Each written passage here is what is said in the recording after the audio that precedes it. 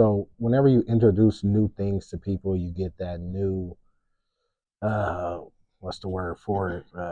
New drive to want to figure this out, to want to do it, to want to be more involved in it. So just the newness of it catches a kid's attention, and then once that attention is caught, the horse is going to keep you busy. Horse is going to keep you working. It's going to keep you riding. It's going to keep you focused because you have to pay attention to it. We make sure we add the cool flair to it. Mm-hmm. A lot of it is about appeal. And if you feel like you look goofy, or you feel like you're not going to be able to get the girls or the boys, or you feel like you're not attractive at all while you're doing it, then it adds a less than desire to want to engage. Basketball players, rappers, football players, they all got that cool appeal to them, the nice car, the nice jewelry, all that appeal that a lot of youth are intertwined to want to be around and see. And us as being inner city kids from the youth from the community, also we're able to engage on the same levels that they recognize, as far as communication and verbiage and slang. Before he grew his hair out, he had waves, so he would pull his hat off and say, "Man, wave check, do rag, take your hat off, come on, let's see it." And the kids see us like we're old men, kind of, you know what I mean? But when we start talking using their slang verbiage and are able to correlate different things with them, you know what I mean? Like now all the kids say pause, So different stuff like that, that's what makes the youth actually attentive to when you're talking. Because if you're talking and you're using a whole bunch of angles of communication that they're not used to, it's like a school lesson. They're just like, man. They might look at him like an old man. They don't look at me like an old man. I'm not an old man. They look at him like an old man too. I think they look at us as young, hip, cool dudes, that are able to kind of bring it to them, like he was saying, kind of more so on their level. We when we go and do presentations in history, or they come out to the Equine Days at the park, it's not the same old lecture. It's not a lecture. This is interactive. Exactly. We're having fun. All right, you get to come and touch the horse. You don't have to just sit back and look at it. You get to come and see the display, touch the display stuff. We're telling you about the different colleges that are out there for equines. We're telling you about these different equine-based jobs that are out there and how much money you can make in them. Because a lot of kids don't understand that there is opportunity in the equine field. We all want good jobs. We all want to make good money. Well, you can learn how to be a farrier, and you can make $100 an hour. More than that. Yeah, more than that. Yeah. She came by and cleaned up. A good $250 in 30, 45 minutes. Yeah, it's $25 a hoof. Mm-hmm. However your skill is with that. Like he just said, $250 in an hour. Yeah. 45 minutes. You can do a horse's feet in 15, 20, 30 minutes. Make $100. It's a pretty good job. I know you're not used to, you don't want to do the manual labor. It is a little manual labor. You got to put your back into it. But, I mean, after 3 hours of work, you could chill the rest of the day.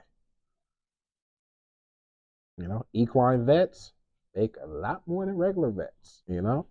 A bull rider or a bronc rider can make a couple $1,000s in 8 seconds. Yeah, hundreds of thousands to millions of dollars for roping. And the level of financial gain alone is it's crazy. Yeah. It's crazy, crazy, crazy. And the way it's been diluted out of the community, out of the inner urban community so heavily is amazing. And that's a lot of the reason what made us want to launch Equine Days, because one, it gives the community a free event you can come to. Two, it's not, I can't think of the word. When we go to festivals and we do our pony rides and we have our historic displays, it's tough for the kids and us to interact with everybody. Mm-hmm. What I've saw with the Equine Days at the park that's really, really nice is you get to have a one-off with whoever it is that's coming to see what's going on, and you can walk them through all of the stations and all the space. So it's kind of like a rotation of tour. You come in, you see our display with our poster boards that explain about the benefits of equine therapy and the benefits of being around horses if you're suffering with autism. You're able to see different types of saddle and the different type of tack that we use, and then you can go on around and see the horses.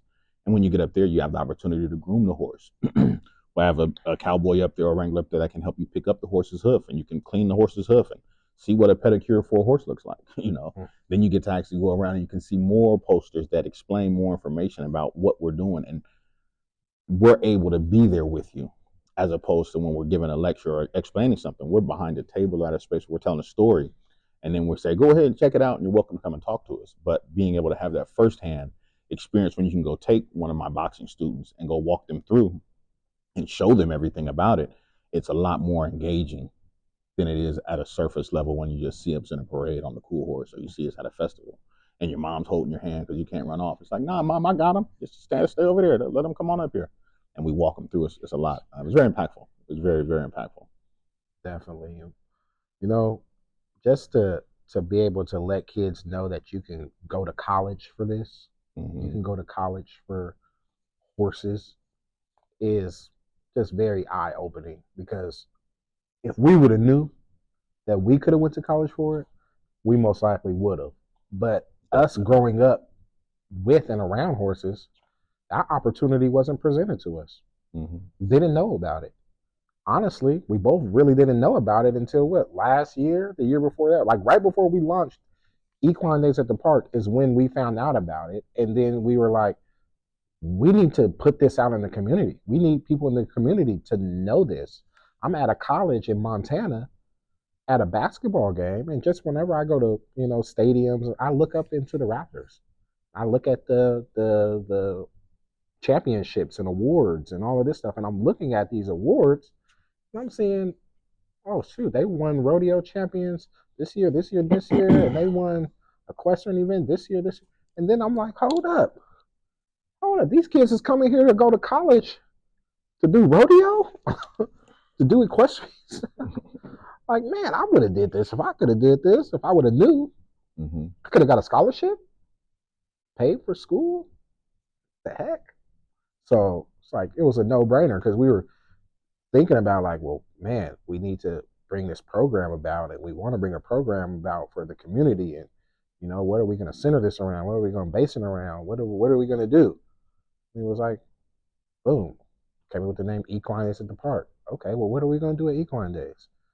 Well, shoot, let's present these opportunities that are out there for kids to share about equestrian sports. Yeah, to equestrian sports and equestrian professions and lifestyles, and let's open this up to the community and give kids another way out. It's not just about basketball, football, and track. You can go to school for this too, and you can make a lot of money doing it, and you can look good, and you can be cool, and you can drive a nice truck with a nice trailer, and you can have a nice house out in the country with horses. You don't have to live in this neighborhood, in this area. There's opportunities out there for you, and we just want to open up your eyes to them, because nobody ever opened up our eyes to it. And look what we're doing.